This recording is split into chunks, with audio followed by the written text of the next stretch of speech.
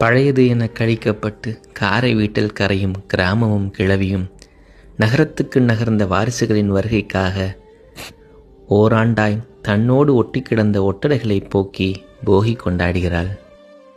தனிமை என்னும் தடிவூன்றி தடுமாறும் கிழவிக்கு தை வந்தால் மட்டும் புது வலிமை பிறக்கும்.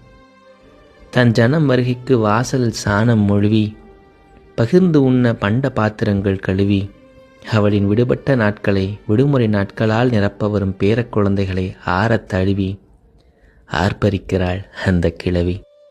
ஆடு மாடுகள் மொத்தமும் அவ்வப்போது அலைபேசியின் சத்தமும் மட்டுமே நிறைந்த அவள் வீட்டில் அந்த 2-3 நாட்கள் மட்டும் மனிதர்கள் உலாவுவதால் கலைகிறது அவளின் ஓராண்டு தனிமை தவம். இறுதியில் காணும் பொங்கலன்று காணாமல் போகும் சொந்தக்காரர்கள் கிளப்பிய புகையில் பொங்கி வழிந்தது அந்த கிராமத்து கிழவியின் கண்கள்.